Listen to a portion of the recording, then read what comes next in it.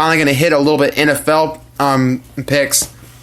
I got to see a little bit of the Packers Bears game last night. Obviously, the Bears have some work to do. I still think they are going to be I can see them as a playoff team, but I'm just going to go right down the list with my division picks for the 8 divisions, and I guess I'll let you tell me if you disagree or agree with those afterwards. Okay. NFC East, I have the Eagles winning it. Then I have the Cowboys coming in at the number 2 spot, the Giants coming in at the 3, and the Redskins finishing out in the cellar of the NFC East. For that one, I go Cowboys, Eagles, and then the rest of them just throw them in a bag and figure out who can get one more win than the other. Because the rest of the NFC East is pretty bad. I don't see many wins coming from the Redskins or Giants. But I'd say the Giants better than the Redskins. Yeah, the thing was, I like what I saw with Saquon Barkley. I do think he's gonna be like their workhorse going forward.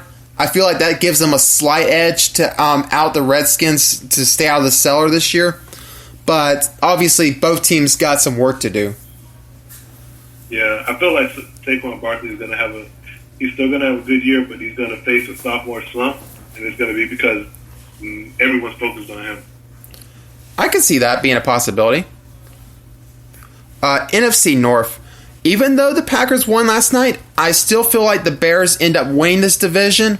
And I will cite that last year, the Packers did beat the Bears week 1, and the Bears were able to still win the division. So it's not out of the realm of possibility. I do have the Packers finishing second in the NFC North, followed by the Vikings and the Lions rounding out the bottom. I think the Vikings win the NFC North, and then the Bears. And the Packers are something's gonna happen. Aaron Rodgers is gonna get injured. Something's gonna happen there. I think the Packers are not gonna make the playoffs this year. Well, I wouldn't be surprised if the Packers miss the playoffs, even though I do have them finishing second, because there are other divisions that I could see more likely to get 2 playoff teams than them. They won't get 2. I feel like the winner's going to get in. Well, no, I take that back. They've got 3 solid teams. The Lions are just not going to compete much. But I just have a feeling the Bears are going to get it together, and I think the Vikings are going to be a surprise team this year. I could see the Vikings being a surprise team. I just personally just not sure what to expect with them, to be honest. I'll tell you what to suspect. Suspect a surge from Dalvin Cook like you haven't seen from him in 3 years when he was in college. And that's going to open up Kirk Cousins' passing game. They have 2 very solid wide receivers. Their defense is vastly underrated, and they're well coached. And they have improved the offensive line. So that's why they're my pick for surprise team. Wasn't Dalvin Cook injured for all of last season? Or was that the year before? No. He came back. He tore his ACL as a rookie. Last year he came back, had hammy issues, which is common coming back from an ACL tear, which is why they say 12 months, which is why I would be wary of Cooper Kupp if you're a fantasy guy.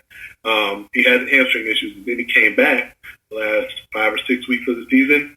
And if you look at his numbers in those weeks, if you extrapolate that over a full healthy season, he was teetering on Todd Gurley, Ezekiel Elliott type numbers, and his average was about 5.7. So, barring injury, he's going to have a breakout season, and that's going to open up everything else. All right, I'll definitely keep an eye on them. I wasn't aware of him having hamstring issues last year, but yeah, I'll definitely keep the eye on Vikings now. NFC South, I have the Saints winning that division again, followed by the Falcons at 2. This one might be a surprise. I'm going to go with the Bucks finishing 3rd in the NFC South, and the Panthers rounding it out. As a Bucks fan, I don't think we have the talent on the offensive or defensive line to come out of the cellar of this division. While I'm not impressed with the Panthers, they don't have a good passing game. I think they do enough. I think the Saints and the Falcons are definitely 1 and 2, pretty interchangeable. But I actually think that this year, I'm sticking with the Saints, and then the Falcons, The Panthers and the Bucks probably end the season with similar records and maybe splitting their games 1-1. They'll both end up 6-10, 7-9 at best, and they'll beat each other up at home. You don't think Bruce Arians can get them taking that next step this year? Unless Bruce Arians is playing offensive line himself, no. Jason Licht has screwed up the cap.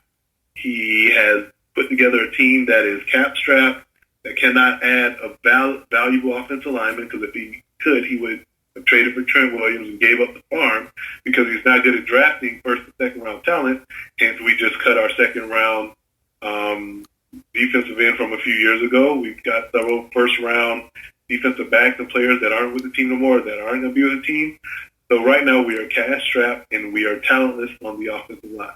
The defensive line has improved in talent with Sue and Vita Vea if he stays healthy, and if we could ever get JPP back. However, they're not at this moment. We're weak in the defensive secondary, and the defensive line is improved. So Bruce is a good coach. Will improve from last year. That's why I say 6-7 wins, and that'll be based on Bruce alone not being clueless to being a head coach. That Cutter was. Sorry with Long, but that is the team, and I don't really have a whole lot of faith in them this year. But the best acquisition we made in the offseason is Bruce Arians. We didn't improve talent. Okay. And for the last of the NFC divisions, the NFC West, this one could be a pretty interesting division, in my opinion. If there's any of them... Oh. Rams and Niners. That's how it's going to go. Seattle's probably going to fight for that one, but that's going to be pretty tough. You're right, that's going to be pretty tough. I think the Rams are still on top. Yeah, I have the Rams at 1. I guess I switched with you on that one. I have Seahawks at 2, 49ers at 3, and I have Cardinals finishing at the bottom. I know the Cardinals, I like Kyler Murray as a quarterback. I do not feel like that was their biggest need, and I feel like they still have a lot of holes to address, and until they address them, they're going to be stuck at the bottom. Yeah, I agree. On to the AFC. AFC East. This one has been pretty much a pretty boring division for a long time now, and it's probably going to stay that way, at least for this year. Patriots going to be at 1. I do think that the Jets are going to finish at the 2nd spot. I feel like they're going to be probably a team that flies a little under the radar. I see them taking a step forward this year. I have the Bills finishing at 3, and I have the Dolphins finishing last, and honestly, they're probably going to be the team that ends up picking number 1 overall in the draft next year. Yeah, the exact same sentiments. I don't disagree with any of that order. AFC North. This one might get very interesting. I do feel like the Browns make the playoffs. I have them finishing 2nd in the division behind the Steelers. And I got the Ravens going at the 3rd spot and the Bengals rounding out the bottom. Texans, Colts, Jags, Bengals. That's South. Oh, we're doing South. Which one are we doing? North. North. Okay. North.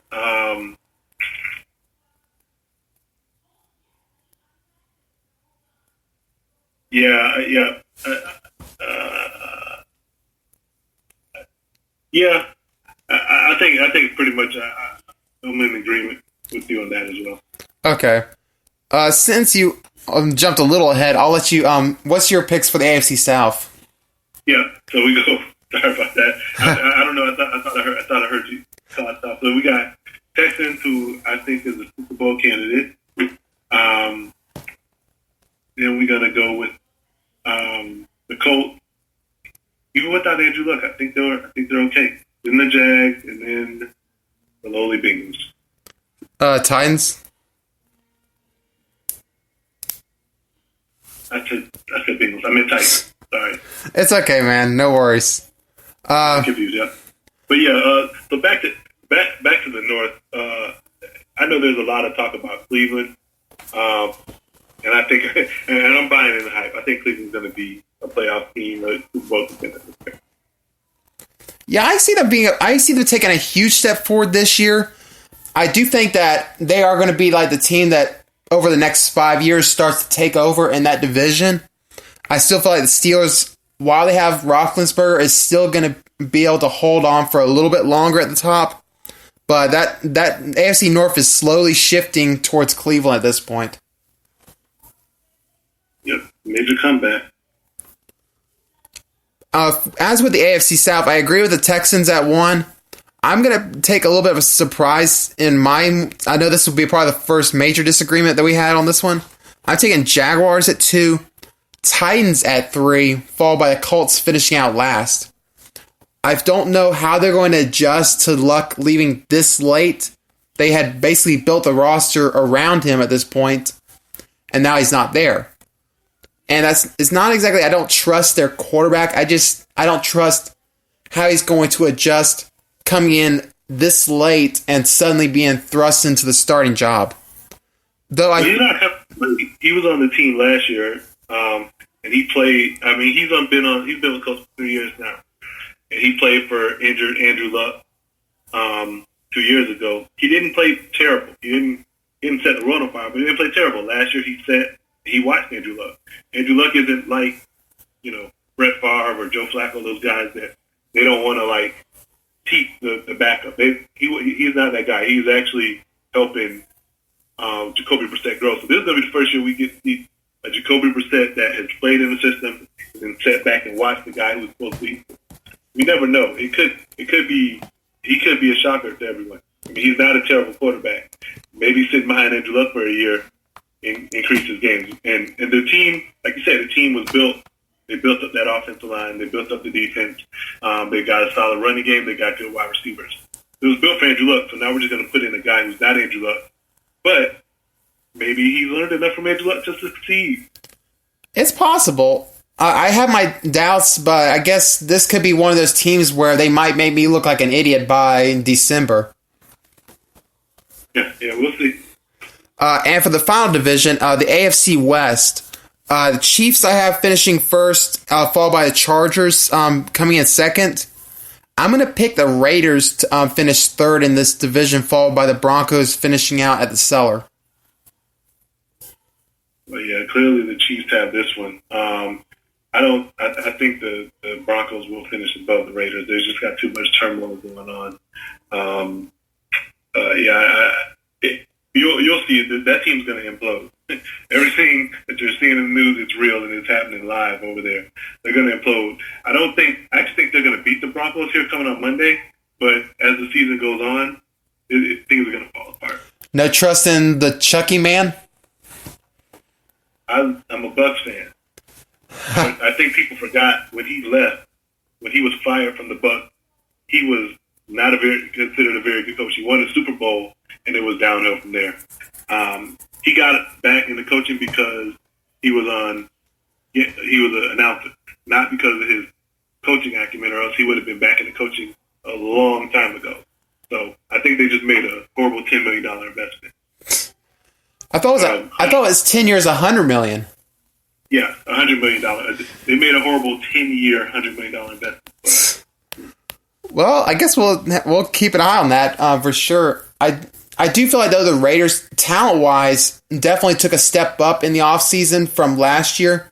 That was one of the main reasons I went with them, finishing ahead of the Broncos.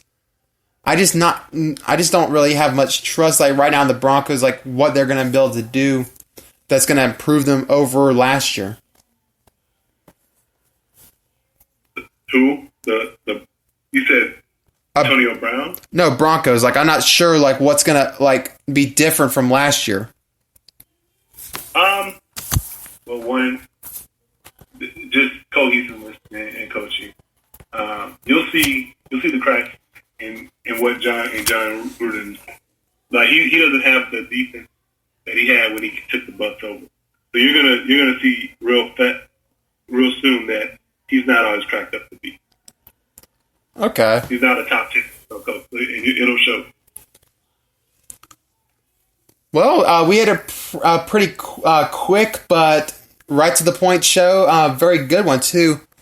I want to also take this moment for us to send our prayers out to the people that have been affected by Hurricane Dorian over in the Bahamas, and also for all the ones that are still in the path Like, where is the storm right now? I forgot, to be honest.